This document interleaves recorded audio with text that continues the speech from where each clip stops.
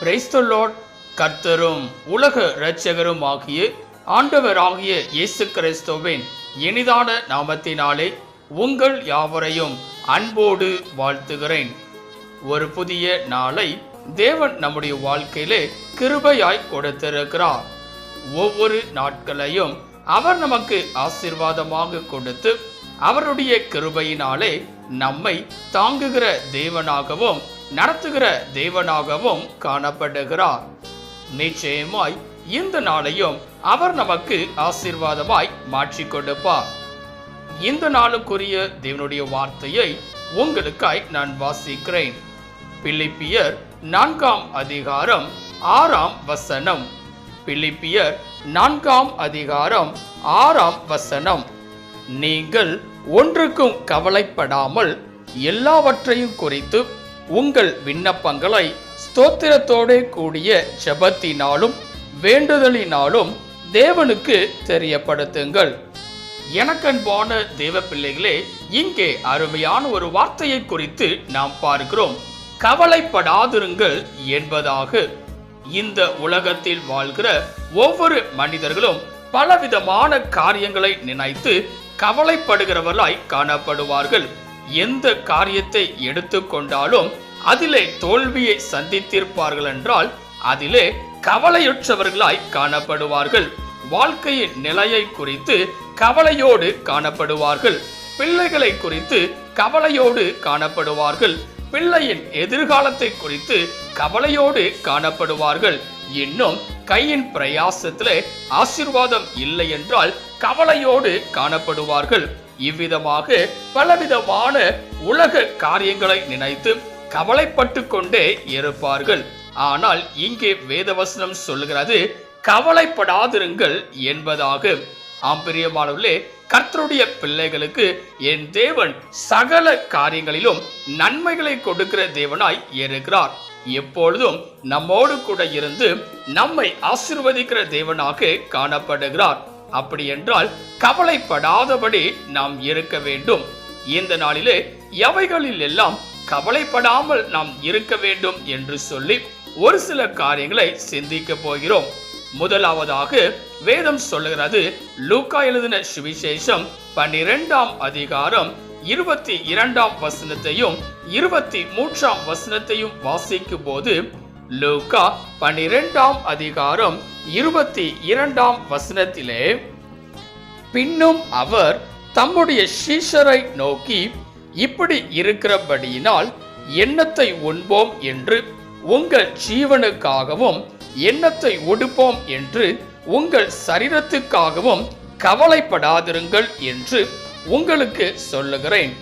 ஆகாரத்தை பார்க்கிலும் ஜீவனும் உடையை பார்க்கிலும் சரீரமும் விசேஷித்தவைகளாய் இருக்கிறது.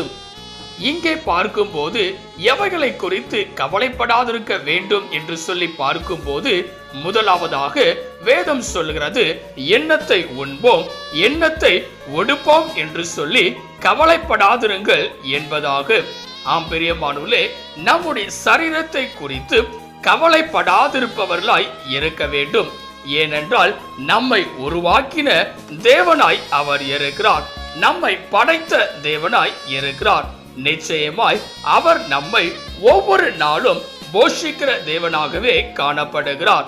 இந்த நாளிலே நம்முடைய வாழ்க்கையிலும் கூட சரீரத்தை குறித்து எண்ணத்தை உண்போம் எண்ணத்தை உடுப்போம் என்று சொல்லி கவலையோடு இருப்போமே என்றால், வேதத்தின்படியாய் இந்த நாளிலே கவலையை விட்டு சந்தோஷத்தோடு இருப்பவர்களாய் காணப்பட வேண்டும்.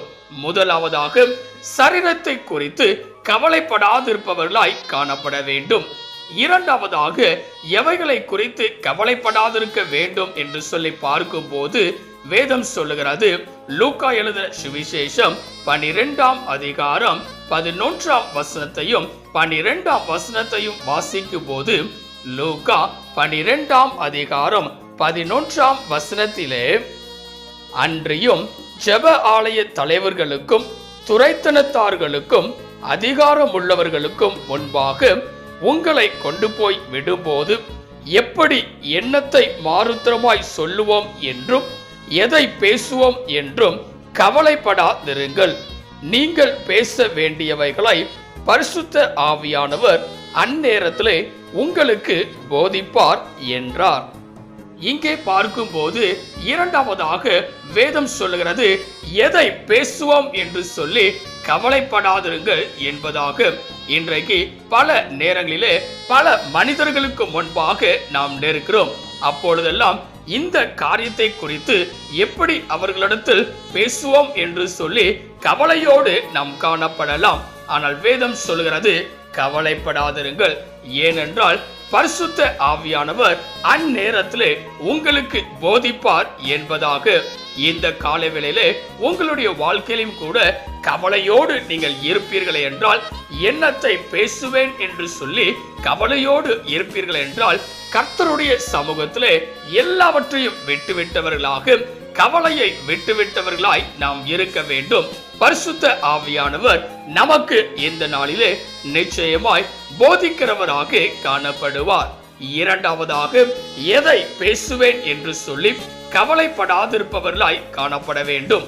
மூன்றாவதாக, எவைகளை குறித்து கவலைப்படாதிருக்க வேண்டும் என்று சொல்லி பார்க்கும்போது வேதம் சொல்லுகிறது, பிலிப்பியர் 4ஆம் அதிகாரம் 6ஆம் வசனத்தை வாசிக்கும் போது, பிலிப்பியர் 4ஆம் அதிகாரம் 6ஆம் வசனத்திலே, நீங்கள் ஒன்றுக்கும் கவலைப்படாமல் எல்லாவற்றையும் குறித்து உங்கள் விண்ணப்பங்களை ஸ்தோத்திரத்தோட கூடிய ஜெபத்தினாலும் வேண்டுதலினாலும் தேவனுக்கு தெரியப்படுத்துங்கள்.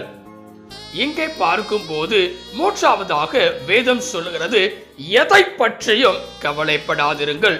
வேதம் அழகாய் இங்கே சொல்லுகிறது, நீங்கள் ஒன்றுக்கும் கவலைப்படாமல்.